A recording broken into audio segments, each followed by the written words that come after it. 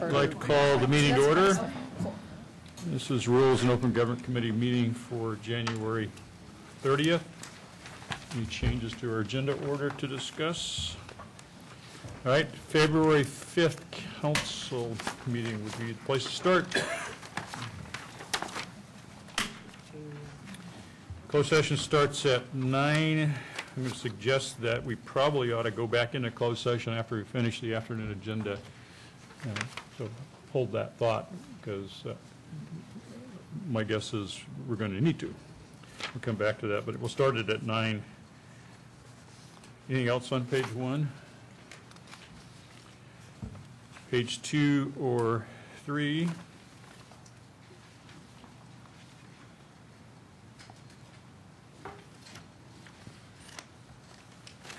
Page 5, oops, I'm sorry, page 4 or 5. There's nothing on 5. Page 4.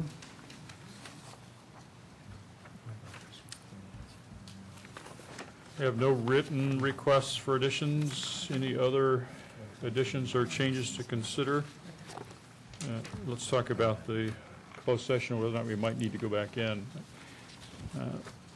We only had a couple hours this week. We didn't get done with what we had planned, and we postponed performance reviews in order to generate some space.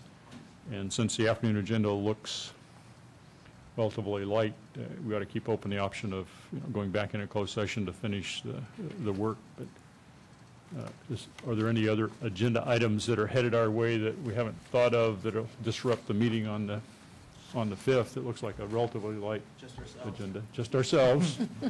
There's always a possibility of self-inflicted problems.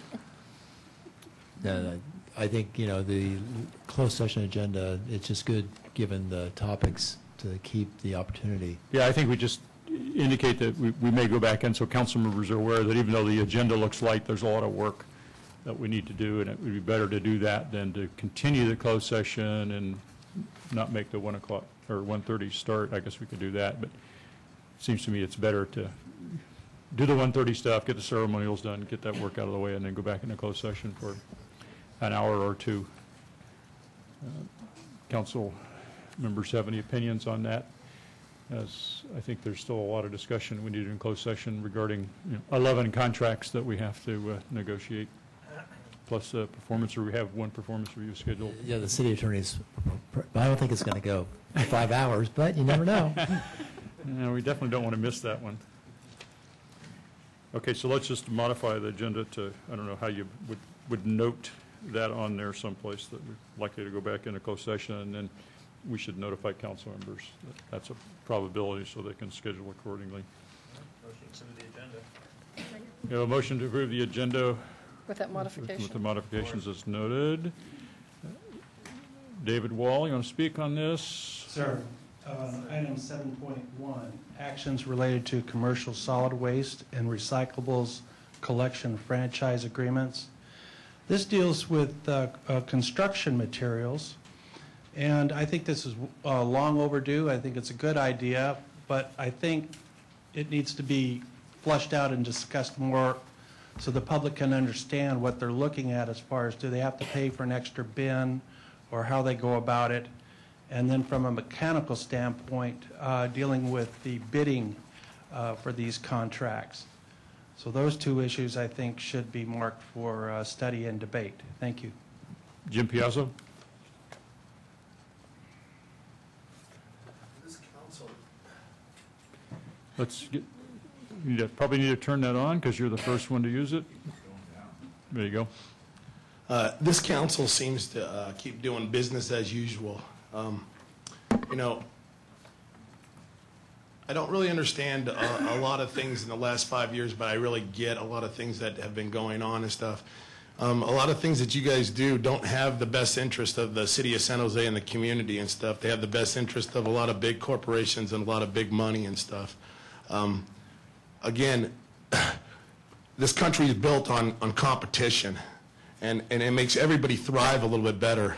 And again, if you take just 2 people out, in this, again, bidding thing, and you don't give have 3 to 4 people, companies in this, again, you're going to be raising the price again on our poor community over here and stuff, and you're not given any more choices. It's either 1 or 2, either jelly or peanut butter, that's it. Again, when do we start doing business differently? We can't keep doing business as usual, because why? Hasn't anybody seen the environment the last year and stuff? Again, let's start waking up and doing the right way. You guys have taught me the right way to do it, and you guys were right. But then I keep looking around and I see again, everybody's not following the same set of rules. Shouldn't we have one set of rules for all? I thought we were in America. I thought we had one set of rules for everybody, but I guess we have 10 sets of rules for 200. I don't get it. That concludes public testimony. We have a motion to approve the modifications. On the motion, all in favor? Aye. Opposed? None opposed. That's approved. Next, February 12th, draft agenda.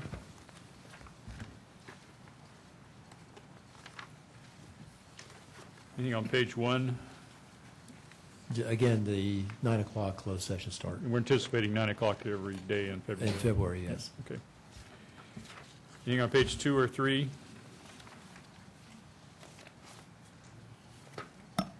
Excuse me, on item 3.3, we need a 14-day waiver. It'll be released tomorrow. 3.3 is the mid-year budget actions.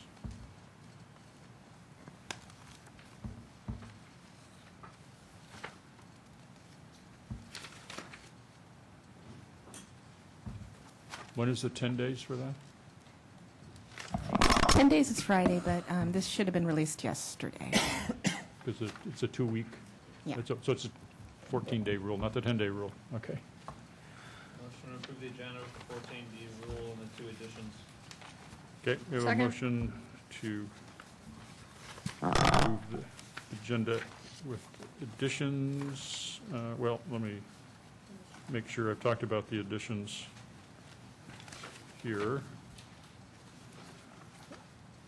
Mayor and council excused absence request for Councilor Constant. Meeting of this committee to go to Police and Fire Retirement Board, and Councilman Herrera's travel to Pasadena for League of Cities meeting to add as 2-point-somethings additions to the consent calendar. Include those in the motion. Should be fine. Yes. Oh, and then just the finance authority, I forgot about that one. You want that immediately after consent, or? Finance Authority, should that be any particular time, or can it just follow the council stuff? I don't think it's time sensitive in that respect. Okay, we'll just follow. May I ask a question, Mayor? Yes. As the financing authority, would it be possible to obtain a list of all the commercial paper? I know in the debt report, we have a draft, an aggregate number what all the commercial paper is, but I don't know of it by project. Is that something that could, if not brought to this one later, I don't know, I'll look to maybe staff to answer that question. Julia Cooper's here.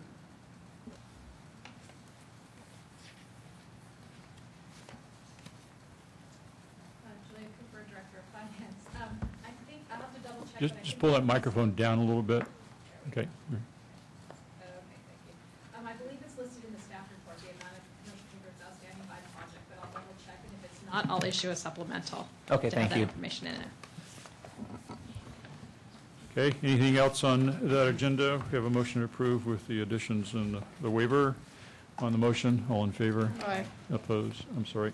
Before we vote, Mr. Wall. Sir, with reference to item 3.4, the 2013 Community Budget Survey, the one common theme throughout these community budget surveys is most of the community doesn't understand how the city works and doesn't understand the indebtedness of the city as well. I have never liked these surveys because the only person that really profits by them are the people that run these surveys, the business entities. I suggest that to save money, just if you can cancel this out of the budget, just go ahead and get rid of it. I think that the citizens elect the elected officials as decision makers, and you should know what's going on in the community with reference to what your constituents think, with reference to the budget and what you can afford. Thank you. That concludes the public comment. We have a motion to approve. On that motion, all in favor? Aye. Opposed? None opposed. That's approved.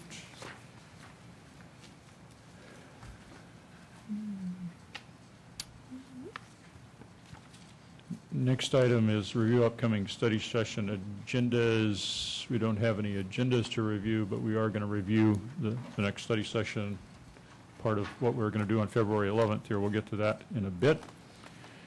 Legislative updates, state and federal, we have nothing at this time. So item D, meeting schedules, preliminary study session topics. We have recommendations from several of us, and so I want to talk about that agenda and how we handle that during the session. So this study session is a budget study session, and then we've added the opportunity to talk about other study session topics, and it also would be the time to talk about ordinances. And so the first question for staff is, I think we filled up the plate with ordinances when we did it in September or October, and there's really not much more capacity. So we want to just take the time to update the council on where we are on the ordinances without having to go through another priority discussion and voting on ordinances. I think that's probably how to deal with the ordinances, so we're up to speed. And then on the study session topics, I don't know how many there are, I'd like staff to describe what you think you need to do between today and the 11th in order just to be able to prepare to be in a position to discuss the various topics in terms of the workload and what might need to be done. And let's talk about how much work it's going to take to get ready to discuss it. So if Kip could speak to that. Kip Harkness, Assistant to the City Manager. In preparation for the session, our understanding is that the desired outcome really is sort of a prioritization of what's most important of all the potential topics that you all would like to study in the future. In order to be able to allow you to make an informed choice on that, we'd like to follow up, if it's the pleasure of this committee, with the folks who indicated the items to really come up with a clear understanding very crisply of what is the outcome, what are the timing considerations, i.e. why now, or do we need to wait until something else happens for the study to be relevant? What is the anticipated level of effort or amount of detail that they want out of the study session? And what other stakeholders beyond the internal city staff would be involved in the preparation of the study session so that we can get a sense of that, bring that, very crisply back to you on the 11th for your prioritization, and then come back at a later date with a recommendation and a timetable for those top priorities that you'd like to study in depth. So you can do that just by talking to individual council members who submitted their memos, just to flesh out what it is that they have in mind or what they're interested in. I believe we can if that's the will of this body. Yeah, I think that would be good, because I think the first question every council member is going to ask about something they don't understand is, well, what is it we're talking about, and you need to be in a position to answer that. So I think that would be helpful. Doesn't sound like that would take a huge amount of work to get ready. What I would suggest is we approach these the way we've done the ordinances in the past, which is to have the council, after we've talked about them, to have the council vote on their top priorities. Maybe the top three, take the vote, figure out what the list looks like. Maybe it's longer than 3 when we get done, but at least we have the top 3. And then I think that would set the priorities, and then I would want to give staff a chance to, okay, take those priorities, look at our timetable, look at everything else that's going on, look at the things that we're going to have to do, whether we like it or not, that may interfere with that, and then come back to rules with sort of a program of how we can fit these things in, when we can fit them in, and things like that, and we'll work through it, because it may be that we get the top 3 are easy, you're ready to go because you've worked on it, and there's not any additional prep, or maybe the top 3 are really, really hard and they're going to require a lot of work. Maybe we get 3, maybe we get 1, maybe we get 6. But I think that would be a way that we could work that in. Any other comments from my colleagues on the process? Vice Mayor? Thank you. No, I agree. I think that's really a more productive, more efficient way to go about this. I'm just concerned that from now into June, we're going to be focusing on the budget process, and so trying to squeeze in, a study session topic, it's probably going to be really difficult. So, either 3 or 5 would be fine, but, I think looking at the top 3 and just looking at how much time it's going to take to put that together. So I agree with the mayor, and I think that's the right approach. And some of the topics may just get handled in the budget process. I looked at some of them, I thought, well, we're probably going to have to discuss this somewhere in the budget process, and we have study sessions scheduled, so maybe some of them get taken off the list that way, but we won't really know until we've been through our discussion. Anybody else? Mr. Wall, you want to speak? Actually, Before you do, sorry, let my council Council. colleague, before you go, just That's wait, fine, that's hold fine. one. Councilman Herrera. yeah, I guess I just want to recap on what we're saying we're going to do. So having individuals come back and answer the questions you posed, Kip, I think is really good in trying to really understand what we're trying to accomplish with those, what the council members are trying to accomplish with the topics. So are we saying right now that we're going to limit it to 3 to 5, or are we, of the ones we're going to do? Or? I'm suggesting that it'll probably work the way we've kind of done it with ordinances, which, okay, we're trying to pick the top 10. Sometimes you ended up with 12. Sometimes we ended up with 8, just because the way it worked.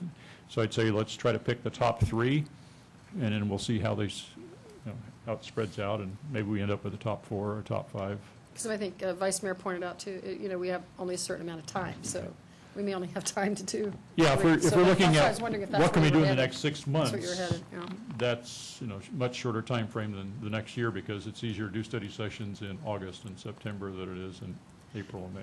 I had one thing I want to ask, and I think it's germane. The city attorney will stop me if it's not, but because I just wanted to close a loop on a potential item that I've interjected verbally a couple of rules sessions ago, and just get Norberto's feedback. I think Norberto knows I was going to ask this question. So, because we talked about, the senior commission was here bringing up several different items. And Norberto, I just wanted you to clarify that, because I asked verbally for staff to come back and suggest if any of those should be included in study sessions.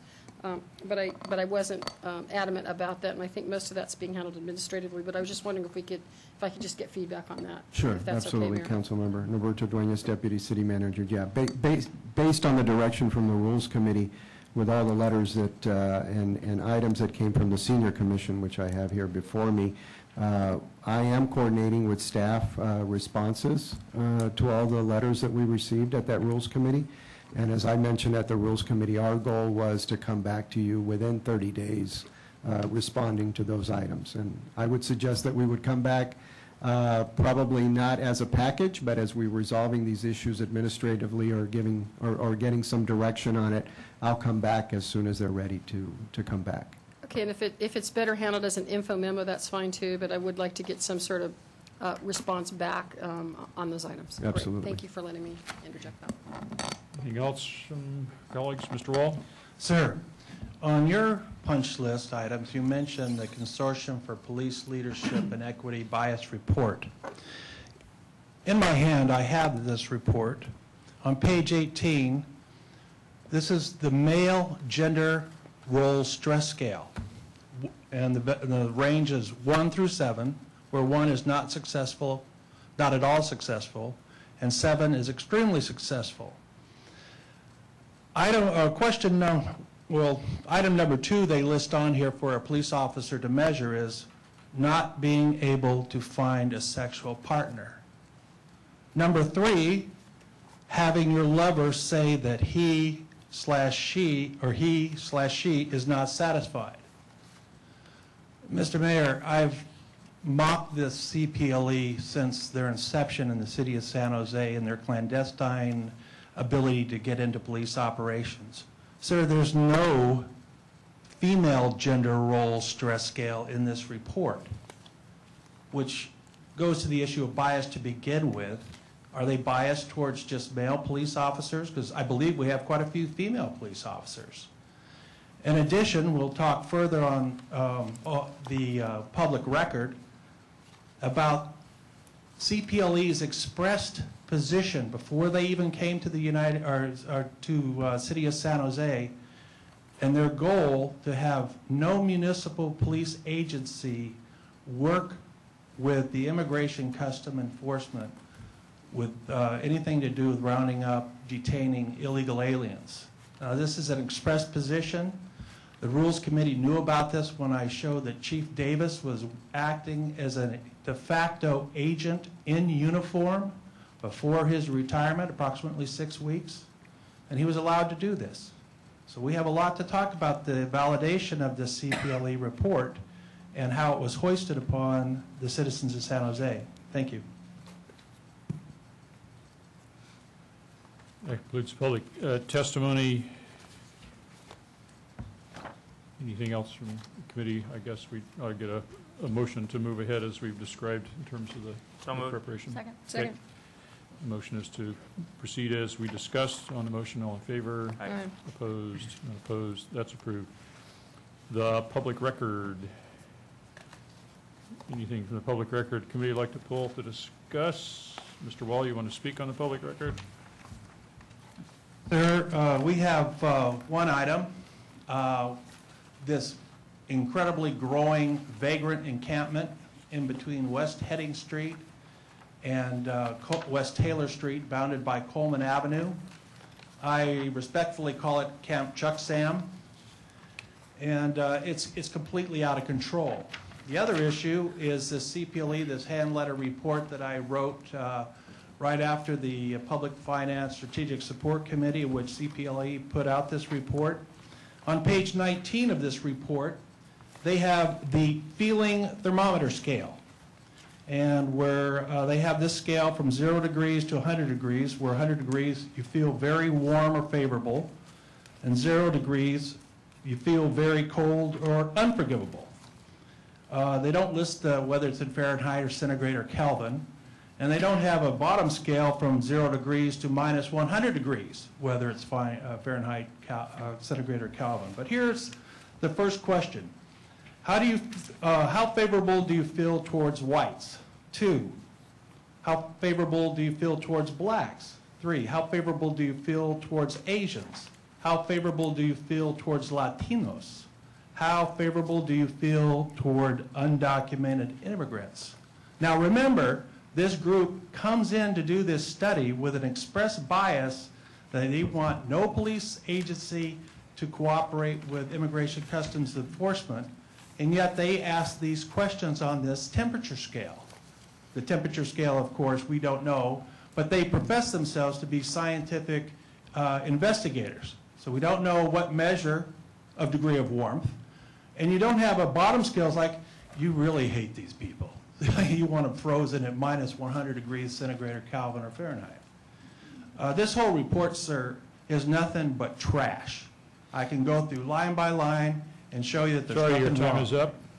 Any other comments on the public record? That's the only card I have. So Motion to note and file. Second. motion is to note and file the public record. All in favor? Aye. Opposed? None opposed. That's what we'll do. We have some recommendations for appointments to the Project Diversity Screening Committee from my office and various council member offices. Motion to approve. Second. A motion to approve the Recommendations. recommendations. All in favor? Aye. Opposed? None opposed. Those are approved. We have a request to consider under item G2, request from Councilmember Rocha to refer to the Elections Commission an issue where the city should adopt a standard for automatic recounts in elections that are decided by a very small margin. Motion to refer to the Election Commission. Second. Motion is to refer to the Elections Commission. I wonder if staff knows how many recounts have changed the outcome of elections. I don't know of any in San Jose. I'm just curious as to what the periodicity of, I know there are recounts, but I don't know. No, I don't know. The most famous is the 2000 presidential election, and I don't know. That's the only one I can think of, but I'm sure there are others. Actually, Mr. Mayor? Yeah. So I have an abstract here that reviewed all the elections statewide across the country for a decade. So there was 2,884 elections, and out of those, 18 were contested for recount, and out of the 18, 11 were found to change the margin of victory by 0.15%. So it's a ratio of 1 to 262. Yeah. Okay, so we're not talking about lots of recounts or lots of changes, probably. But I have a question.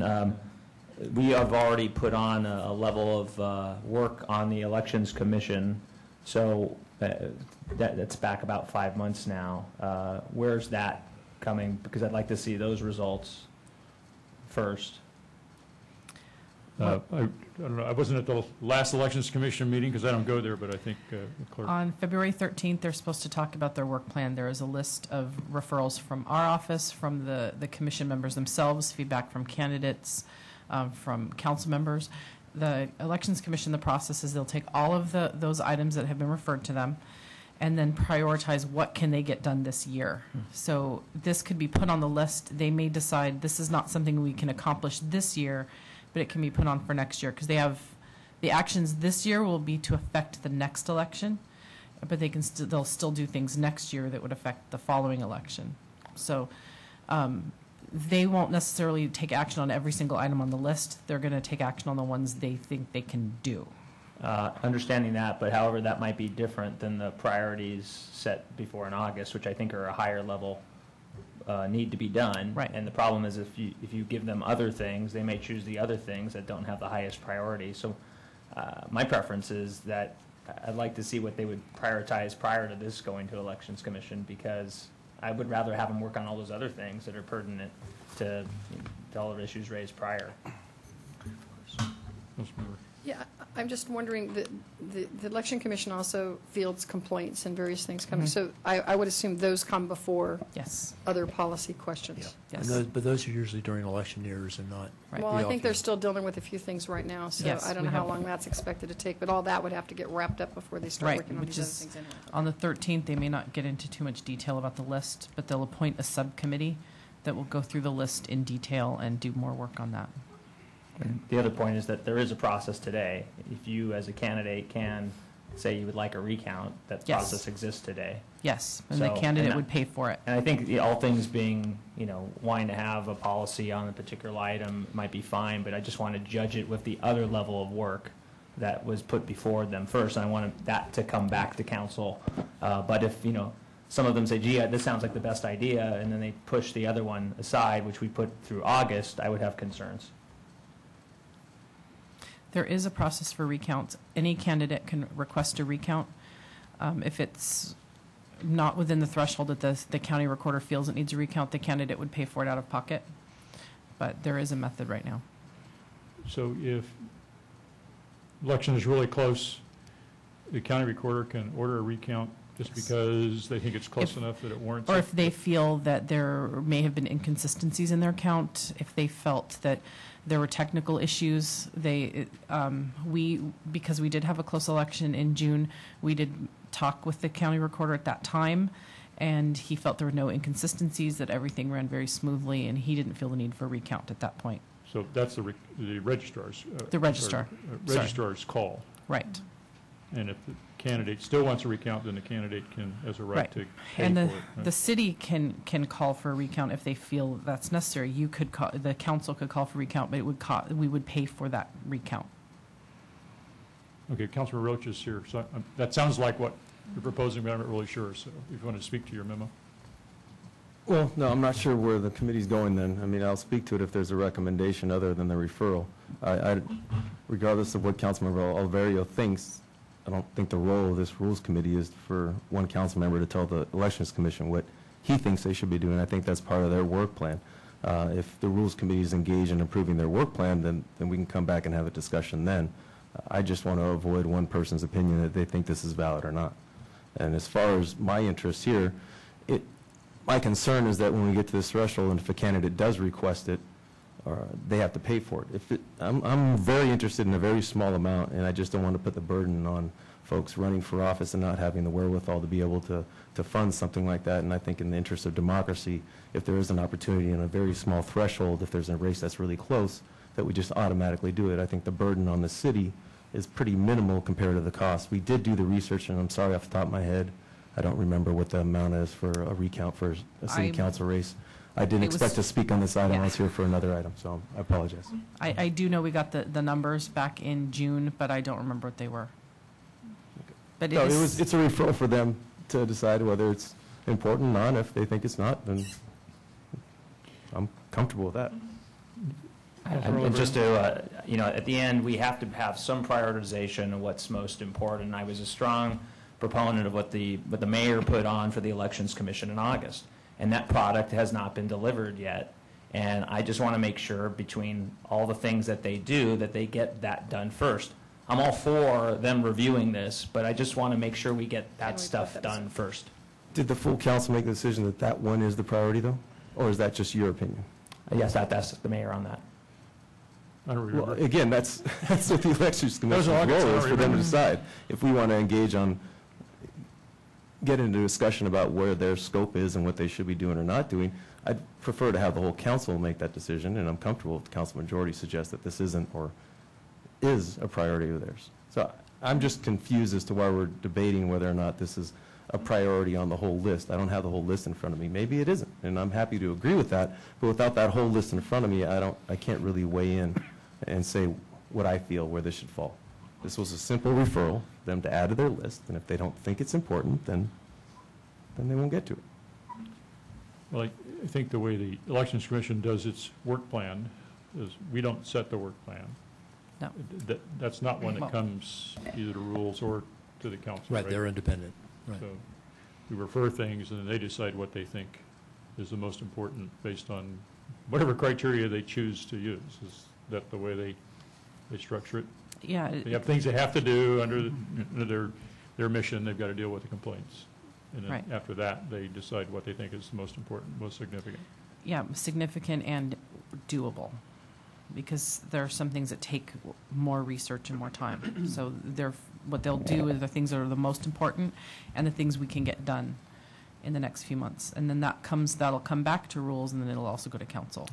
So let's say there's something that the council thinks is really important, and occasionally we've had things that we've referred to them that the council thought were really important, and they decide they don't want to work on it. We're not required to send something through the Elections Commission if we need to change an ordinance, right? No. We could just say, well, they don't want to work on it, but it's important to the council, so we'll assign it to the city attorney to work on it, or we'll just make it up and on the fly and fix it, whatever it may be. So the referral to them doesn't mean that it is or it isn't going to come back to the council. It's really ultimately to the council's decision on the ordinance changes. Right, whether they look at it unfavorably or favorably, it's ultimately the council's call of, is it a priority, and does the council want to go there? So what we might want to do is, after they've set their work plan, is for us to take a look at it and decide whether or not they're dealing with the things that we think are most important, and to figure out if we want to prioritize those in some other way. Sounds like So we could do that. I'd support referring this to them and wait and see what they do with their work plan, and then have us as a rules committee look at it and say, okay, they're working on the stuff that was most important to the council. I think that's a good idea. I just want to make sure we get some of those things done in wake of the new federal laws on campaign spending, and how we have independent groups that will outspend candidates quite a bit. And your idea is coming in August for the committee to look at that. So that's, I think, the most important thing that they could be doing, in one person's view, one councilman's view. But that would be fine, because if they choose to not do that, then we can take a look at it as you suggested. Okay, so I think we have a motion to refer this to the Elections Commission as requested. And I don't think we don't need to say that this is to supersede all priorities over there or anything, so it's just, it's not a stop the presses, work on this right now, but we're just referring it. Okay, Mr. Wall, you want to speak on this? Yes, Councilmember Roach is procedurally correct by coming to rules with this request, because as you have stated, that the Election Commission sets their own work plan. Councilmember Roach has brought up an item that the council could voluntarily refer to look at the work plan, and I think this is very appropriate. As you all know, that running for office, you have to spend an enormous amount of money just to get your ballot statement nowadays. Well, the lowly little candidate that wants to run may not have money for the ballot statement, and if this lowly little candidate were to prevail in a very close election, they may not have the money to come forward for a recount.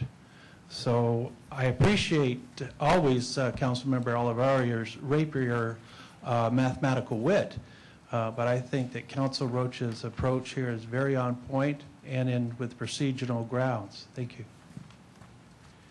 All right, that concludes public testimony. We have a motion to refer it to the Elections Commission, and then at some point later, we'll agendize for rules the discussion of their work plan, so we can take any additional action we might need to. Councilor Oliver. Just to go back, we have 12 items pending on their work plan already, so just looked it up on the city website.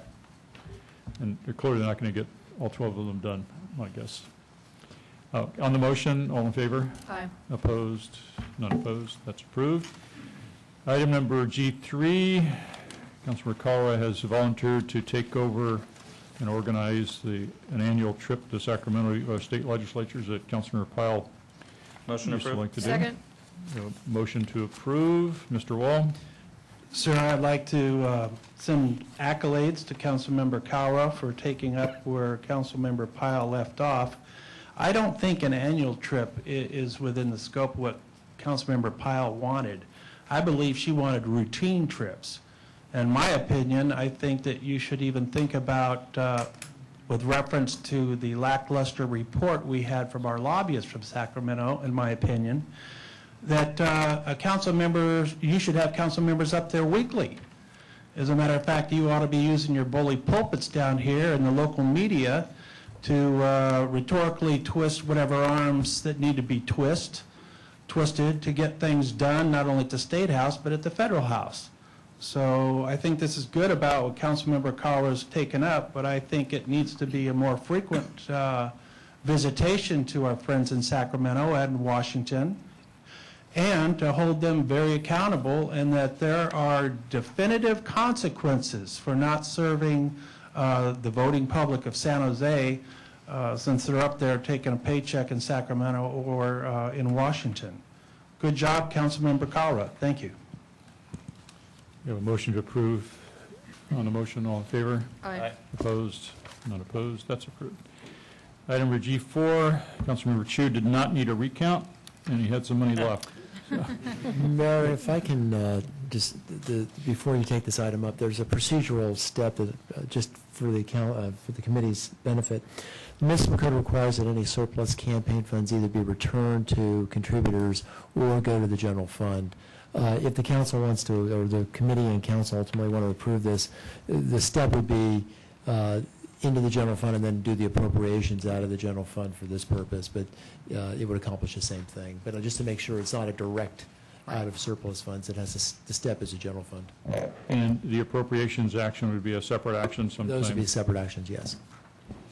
So today we'd be accepting the funds to the general fund. With this direction. Direction to the staff to prepare appropriations. Yep. That would then get approved by the council. Yes. As part of some kind of an appropriations item. Okay. On that item, Mr. Wall, you want to speak? I just want to thank Councilmember Chu's continuing generosity, not only with his funds as referenced by this memorandum, but also with his efforts, his extra efforts that he puts forth for his district members.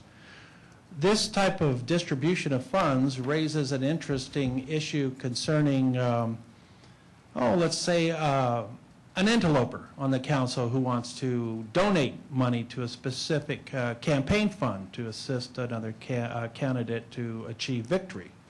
Now, of course, this is just a permanent donation as referenced by the attorney's conditions. When we also think about this type of, shall we say, bank of preferred candidates in which council members or mayor or whoever on the council decides to use campaign funds as a bank to loan or to give, transfer, what have you.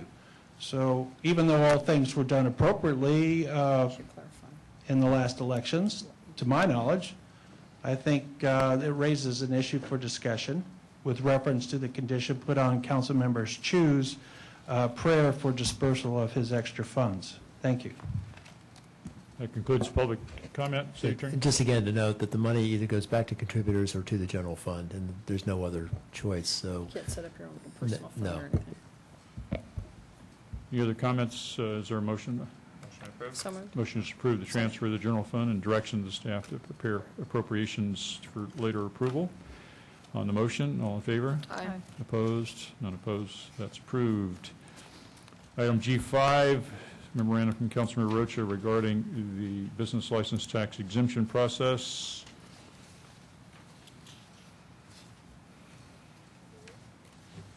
Councilmember Rocha, you want to speak to your memo? I don't know if you're comfortable, Mayor, with hearing some public testimony first. I think it might frame the issue a little bit. Okay. If you Yeah, prefer okay. that not the case, I'm comfortable speaking. That's fine. Mr. Mayor? Yes. Just want, on the topic of the comment, I remember we as a council, a couple months ago, this item came up, and staff, Julia Cooper was here, and Councilmember Constant had some vocal opinions on this process, and it seemed as though as we touched on it quite a bit under what Councilmember Constant had asked for, and I just want to understand, at least from staff view or city attorney, is this relatively the same topic, or do you see it as completely different based on the prior? Because I think there was direction out of the council meeting to come back with an info memo, which I think came out, but I didn't know if there were other referrals that weren't yet done that were requested by Councilmember Constant. There were some issues that staff handled administratively since that last meeting, so, but Julie Cooper knows.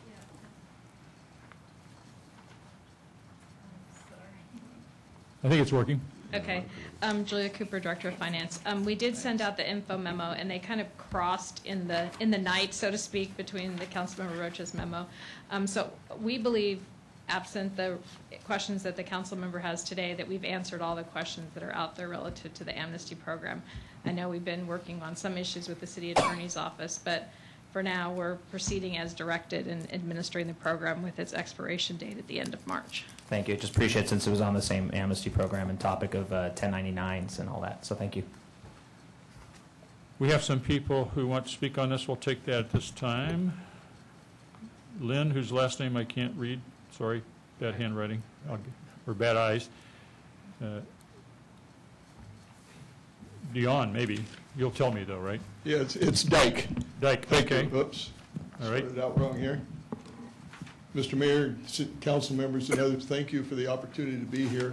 I was a teacher in the East Side District for 35 years and an athletic director, and we're talking a little bit about officiating and the fact that they have been told that they have to buy a business license. And I think that officiating is really an avocation, not a profession. We're not doing this full time. I can recall a tournament where I worked 14 hours and got $65, to put it in perspective. But we're helping kids, we're helping schools, we're helping families and parents by providing a service to officiate high school competitions. And if we start charging officials business taxes for that, you're going to run them right out of the city, because they're not making that kind of money. They're certainly not doing this to make a living. And I know when I officiated for 35 years, I did it because I enjoyed wrestling and I enjoyed helping kids to promote the sport. But to charge them for this is just totally ridiculous, in my opinion. Furthermore, they're all working for companies that were out of the city. First they were with Furmore and Santa Clara, now they're with PSI and Monterey, so they're not even working for companies in the city. And so to do this, I think is wrong. I'm not sure what the research was for business licenses, but for example, going along with this, as far as the officiating, I also have a personal problem. I'm a tour guide, and I work 40 hours a year in San Francisco Airport, Google, Stanford, and now I'm told I need a business license. And every company I work for is not in San Jose. They're in San Francisco, El Dorado Hills. Why do I have to pay a business license to work for companies in San Francisco? And if I do, then every person in San Jose that works in San Francisco should have a business license.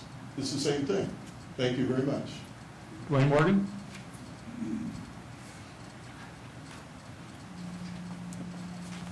Good afternoon. Thank you for letting me present some information to you. I'm the CCS Assistant Commissioner, charged with about 140 schools throughout the Central Coast section, runs from San Francisco to King City.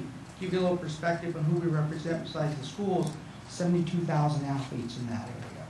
We have 6,100 coaches, and we have 2,300 teams throughout the whole Central Coast section.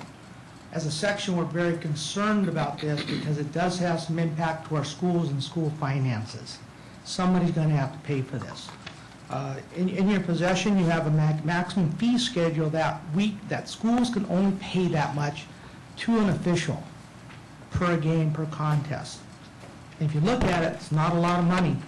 The officials have to provide training, they have to travel meetings, they have to go to trainings, they have to pay for equipment, cleaning their equipment. I mean, the litany goes on and on.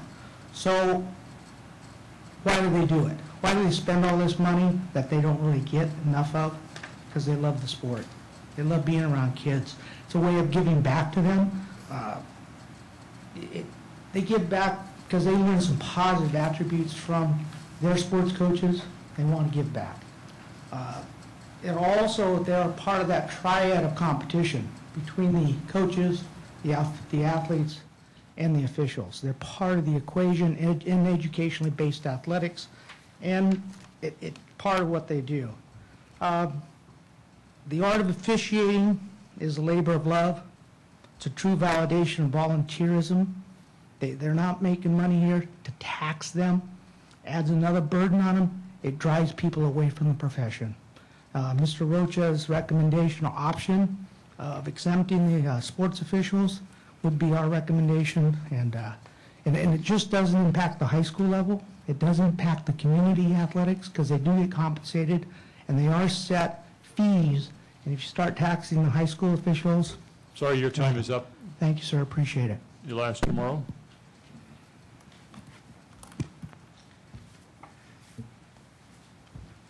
Good afternoon, Honorable Chuck Reed, Mayor, City Council members, and other members of this committee. I have a handout that I hope all of you received, which is very extensive. I will not bother you with reading it, but I do like to at least address to the summary of the handout at the end. I'm Elias Chamorro, and I worked for Eastside Union High School District for 34 years where I retired, and part of my duties was in charge of athletics. I was also a part or the charter member of the Blossom Valley Athletic League, which is the largest athletic league in Northern California, and also member of the California Interscholastic Federation.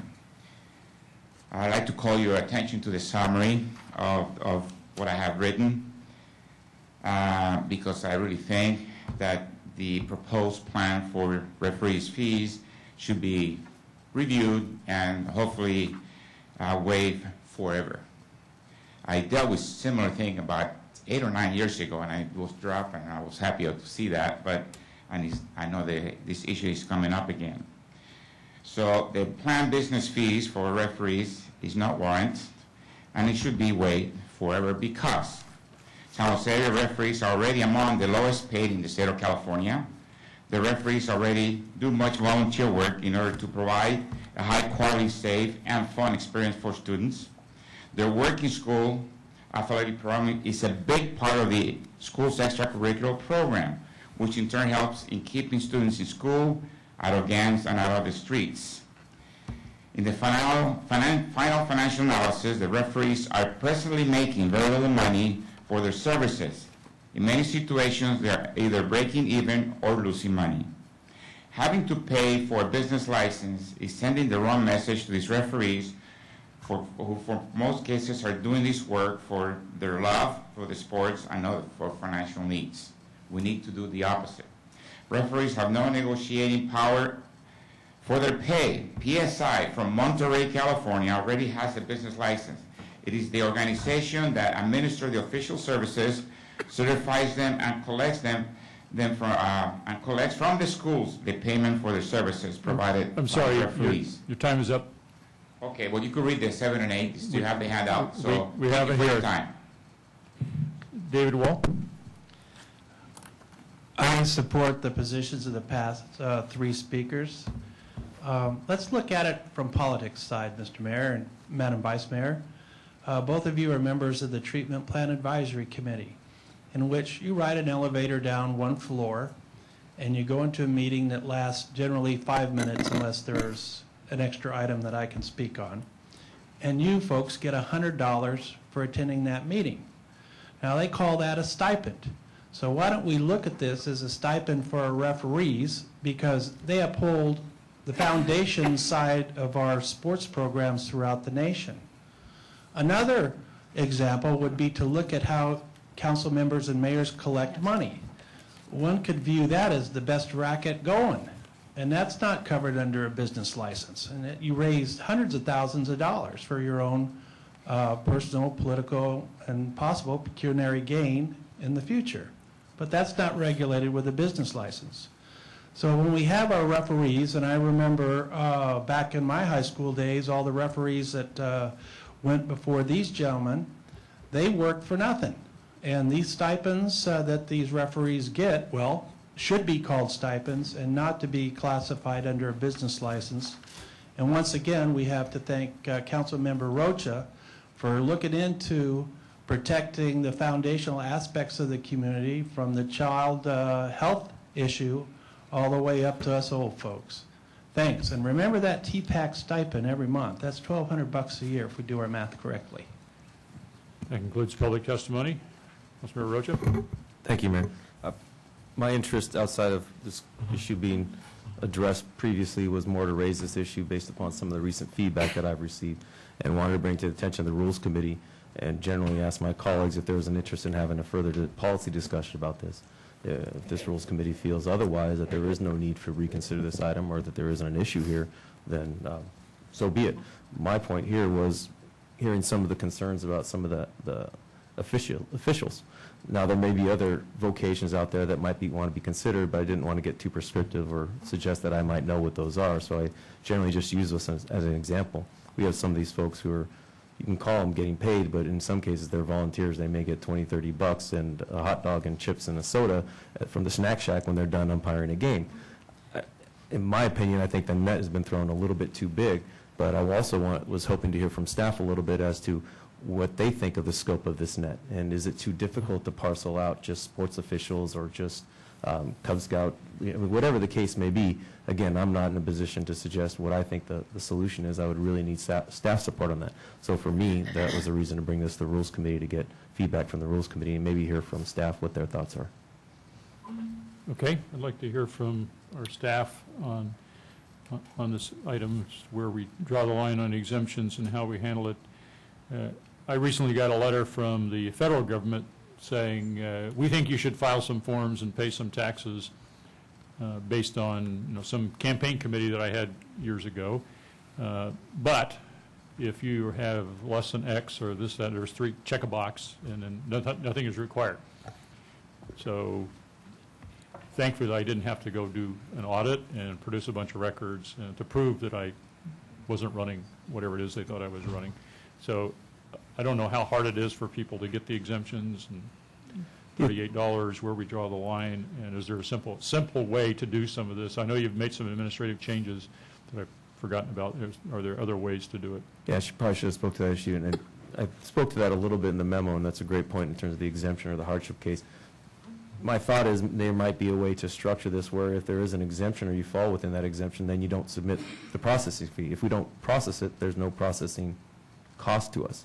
And if we carved out that particular vocation, whether it's sports officials or for youth or for adult sports, heck, I have all coaches or referees out there in my adult sports leagues that I'm in, and I know these guys are just out there because they're getting exercise, having fun. They're generally retired, a number of them, as this gentleman mentioned. So my question also to staff is, can we do something such as a carve-out where if you do fall within an exemption, you don't have to submit the processing fee, we just don't process it. But again, these are all very technical finance issues that I didn't have the ability to answer, especially when I got a lot of outreach from the community and their concern. Julia Cooper, Julia Cooper, Director of Finance. There are a lot of technical issues, and there are about 7,200 businesses currently out of the 75,000 businesses in the city that are in the exempt or hardship category. It's hard for us to, based on some of the data we have, to kind of segregate them into groups, and it's kind of like, if you're going to exempt, what are those groups that you want to exempt that kind of are in that group? I mean, you have the sports officials, you also have music teachers, dance teachers, a whole host of people that kind of fall into that category that are providing services to youth, for example. So there are a lot of issues with our business tax code that we know are kind of on our work plan, and we would like to do some modernization of that. We kind of held off on it in 2012 and are hopeful that the council will provide us some direction to bring that back in 2014 in terms of doing some code modifications. But because it's a tax, it requires voter approval, so it's a whole host of things that we would have to address.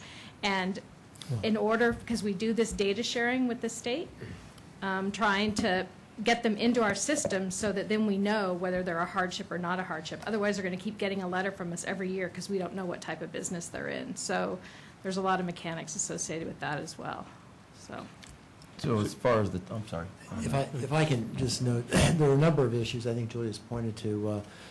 Just for clarification, increasing the tax or changing the amounts is what actually requires voter approval. In terms of exemptions, we exempt people from other taxes, or suspend taxes. In this case, I'm told the hardship withdrawal, hardship exemption would apply, and I think that's less than $20,000 a year in annual income. There's been issues with secondary employment, police officers' secondary employment, and whether or not they're captured under the net, and that was another issue. There was some issue about veterans, and finally that got clarified. But then there's the fee issue of having to pay an exemption fee for that purpose, and I think that's an issue that staff has been considering, and it really is up to the committee as to whether or not you want staff to look at that, come back with ideas or possible administrative solutions, short of having to either come back for ordinance changes or go to the voters ultimately. Well, going to voters takes a while, and Councilor Rocha made another point, which is our amnesty program expires March in 29th. March. And so we have time constraints here for some category of some people. I don't know what they are, but you may want to. Well, that's one of the alternatives on the second page, where one was to direct staff to find a carve-out and do some work there, but it sounds like from staff's feedback at this point that the workload on that would be pretty difficult. One of the other suggestions was to extend the amnesty program for another year, and if the committee felt it was warranted or the council felt it was warranted, to provide some direction to find a carve-out for those sports officials that are really generally just volunteers with youth sports. Councilor Herrera? What's the cost to the budget if we extended the amnesty program for another year? We have some one-time staffing. I'd have to go back and look to see how much those staffing resources are. We would strongly discourage from extending it that long a period of time because most of us, unfortunately, tend to be procrastinators. So the longer we extend it, the longer people will be to respond to it. And we were really hoping to end it within the current fiscal year. So if there's any ongoing revenue that's associated with the amnesty program that we brought new businesses in, we can incorporate that into the 13-14 budget process. So that was kind of why we could probably extend it, maybe till the end of April, maybe, the middle of May. But then we start to get into the issues where it's not meeting one of the goals and objectives was to create this potential additional ongoing revenue for the budget. Well, I think Councilmember Rocha brings up some important issues and about the net casting so wide and hitting people. I don't think that, that we're focused on in terms of getting urgent revenue for the city. I'd be interested in how we can, how we can mitigate that for them. I'm not suggesting that we make that number one focus on our work plan, but if there's some simple fixes to that or if extending it a little bit helps. I think the idea of extending it is to give some relief in terms of the... I think it was just more or less to provide us some time to as a committee or a council to talk about how we want this to apply. And if, again, we want this net to be as wide as it is, then so be it. But we just didn't have the time, given the date here, in my opinion, to have a full policy discussion. If we hustled it, I'm sure we could. But again, the feedback I'm hearing from staff, I'm not getting a good sense that that's within their work. Well, it sounds ridiculous to me that somebody has to pay a fee to be excluded from a process. It doesn't seem right to me. Just inherently doesn't seem right. Could you're concerned about extending a year because you won't do it? I may have misunderstood. Well, I mean, it's just that, the longer people have to respond to, and it's kind of like filing your taxes. I mean, people have a tendency to wait till the deadline to do something. So you're talking about them, not staff doing yes. the work. So the results of the amnesty program would, any ongoing, people are just going to wait longer and longer. And then there are also not just looking at the folks that are falling into the exemption side, but it's also people falling into the commercial businesses that aren't in the exemption category or paying the real business tax. Extending that piece means that we're foregoing penalties and interest for a much longer period of time for people who aren't complying with paying with the tax. And then it could impact the revenue associated with that as well. I just think in an overall budget of $1 billion, the dollars that we're talking about and the potential impact that we're at least hearing from the community of folks who are officiating, or call them volunteers, I like to. I'm just not sure the cons worth the pros here. I'm just interested in the portion of people that would be under the exemption, not the other businesses that need to pay the tax. So that's, Councilmember Oliverio? Thank you, Mayor, and appreciate the folks coming out. And I think clearly there's value. I mean, we all construe certain value to certain jobs, fair, right? Dentist, coach, teacher, whatever. And I think there's pertinent examples there. I think the cost, from what I previously remember, is about $250,000 on the general fund. So at least there's some kind of number what we know, and we know what that buys. That buys us something. I'm sorry, the cost for what is $250,000? I think if you got rid of this thing altogether, the loss would be about $250,000. Right, we collect, that's about the amount we collect in the exemption fee on an annual basis. So, I mean, it might be, that's a council consideration. If, we want to come up with, to forego the $250,000, then we decide what we're giving up something, right? One police officer, 2 librarians, whatever. But I would say that on the carve-outs, I find that interesting because I think there is value in other positions that I think you also brought up. A music teacher who might be teaching out of their home, a tutor who's providing education for youth, dance instructor, marriage therapy therapists working out of their home to help people that have had certain issues in their life. So I think, though, once you start on one, you expand it. But there is value to many of those positions. So that might, but I want to understand, City Attorney, can the city exempt or carve out without voter approval? Can this be council policy? Yes. Okay. that's what we can do. So I myself would be interested in having this discussion at the council, because I think it's going to be, it's really going to, I think one of the easiest ones might be getting rid of it altogether, but you forego $250,000, or we come up with a list of exemptions, but it's going to be a little bit of interest of a discussion on what position do we value more, and is it by. Now, we also are going off of what the state gives us, Julia, as far as the information. So it says Fred Smith is a 1099. He receives income. Do we know how much income they receive? No, that would be the reporting that we would get from the individual themselves.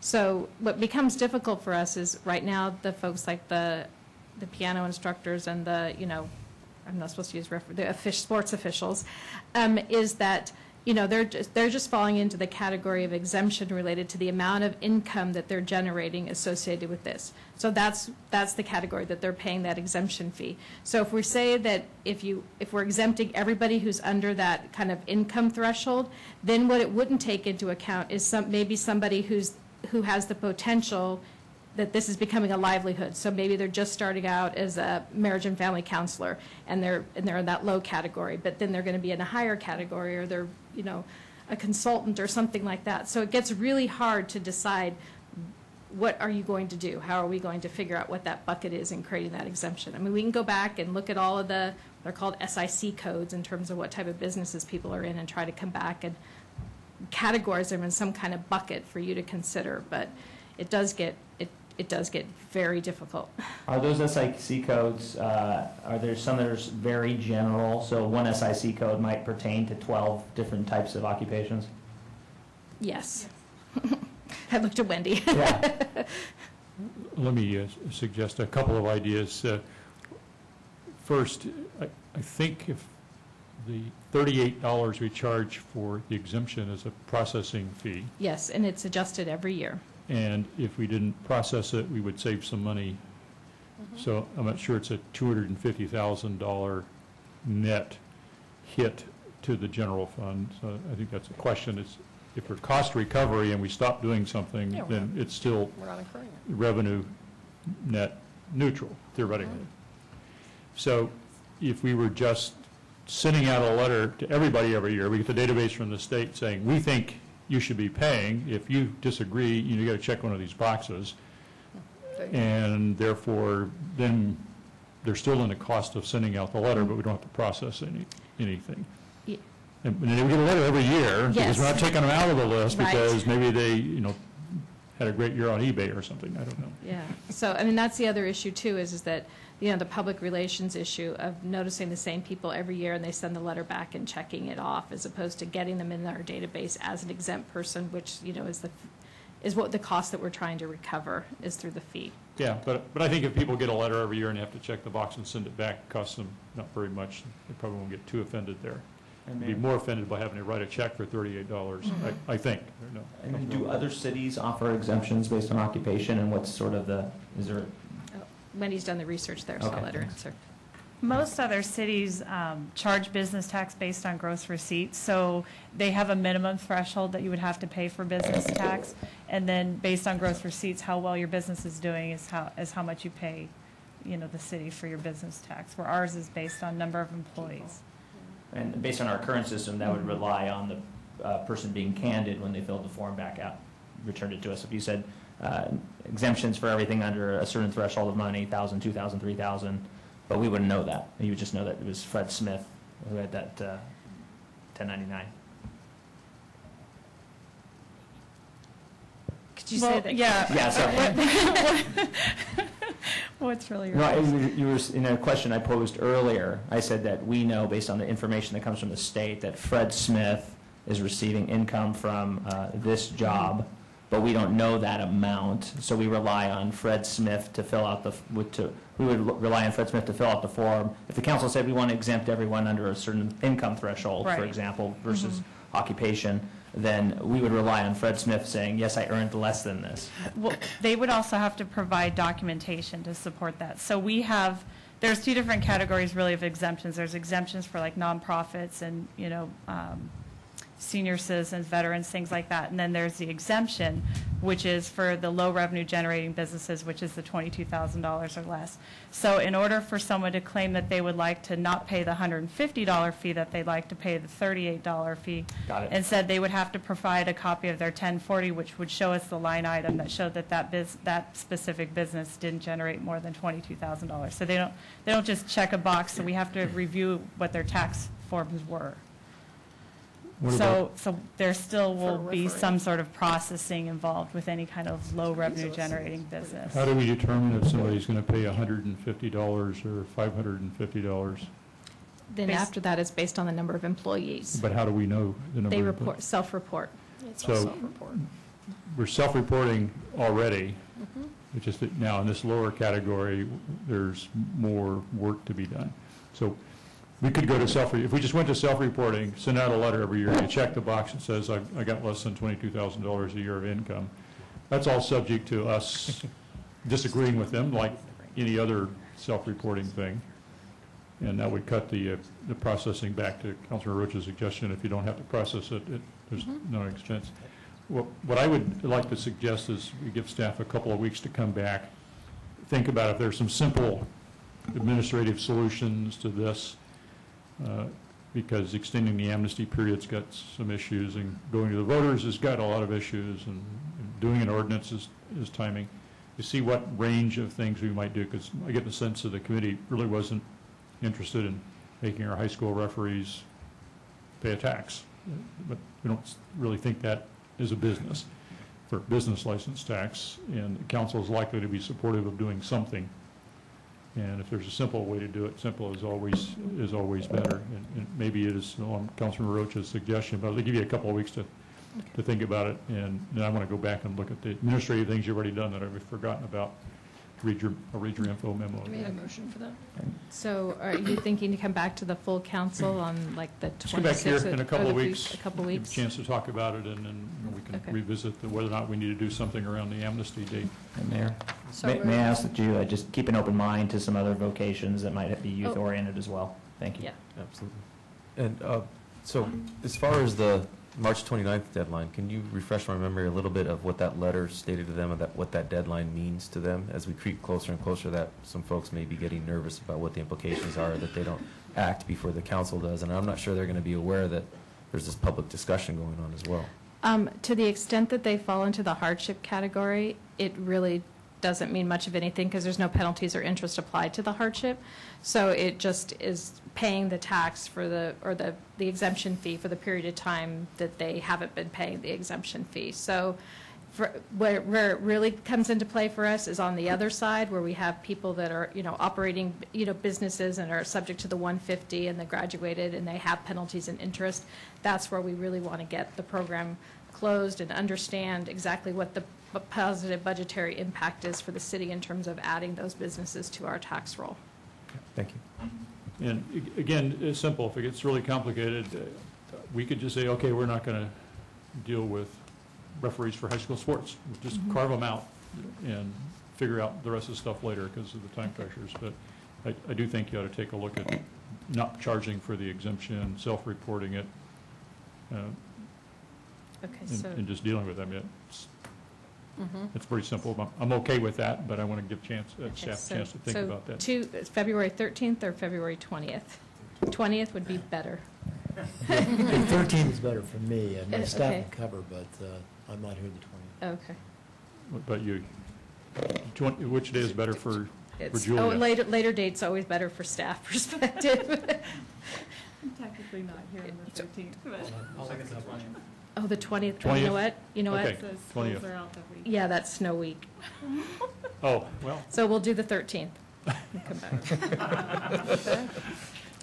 Actually, I'm speaking at a conference in reality that afternoon, so. Okay. So we'll take it up again on the 13th. Thank you. So, Right. okay, thank you. We'll move on then to the next item, if there is one. Oh, we have a request, District 2 and District 5 Arthritis Awareness Sponsored Special Event. Motion approved? Motion is to approve the recommendation for the special event. On the motion, all in favor? Aye. Opposed? Unopposed, that's approved. Open forum, Richard McCoy.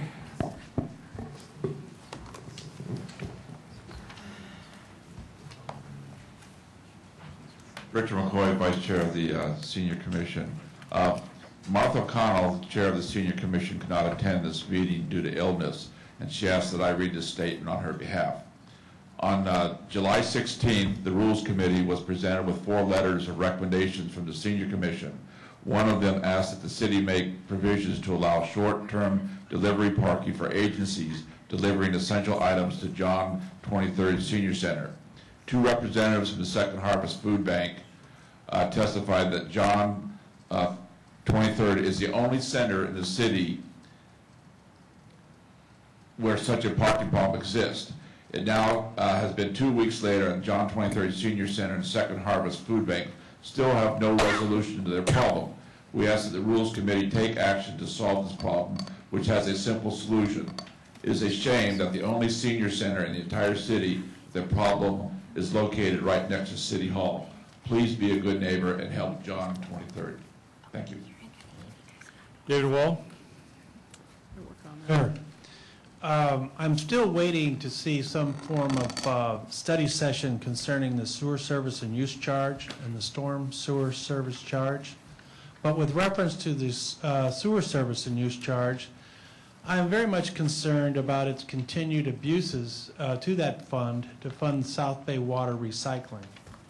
We've had no effort whatsoever, this council, to come forward publicly to discuss South Bay Water Recycling's funding future or other means to fund this enterprise. Since the letter I wrote you today is on the topic of vagrancy at the park, it's a different item because it has a different date as of today. I strongly recommend, Mr. Mayor, that you take this issue very seriously because the Downtown Business Association is going to run into a lot of problems, continued problems with this element, not only coming in from, St. James Park, for example. This affects all the good work done by Councilmember Herrera's committee, trying to get the storefronts filled up and more jobs for the city of San Jose with reference to the downtown in this particular issue. Also, Mr. Mayor, it is now not uncommon. We have up in Oakland a city council member crying out for the National Guard to be assigned to Oakland, and they interview residents, and they don't mind seeing soldiers walking around with guns to suppress the criminal element, as well as this vagrancy issue. I do not blame the mayor, you, Mr. Mayor, or the council, because vagrancy is a problem that no municipality can deal with. It is that extreme. And therefore, Mr. Mayor, I think on this particular issue of vagrancy, you should declare a state of emergency so you'll be able to get some of the troops before other municipalities start crying and taking up the rest of the United States military. Outside of that, I'd like to thank Vice Mayor Nguyen's consistent help for disadvantaged youth with their prom dress issue. Thank you. Concludes the open forum, concludes our meeting. We're adjourned. All right.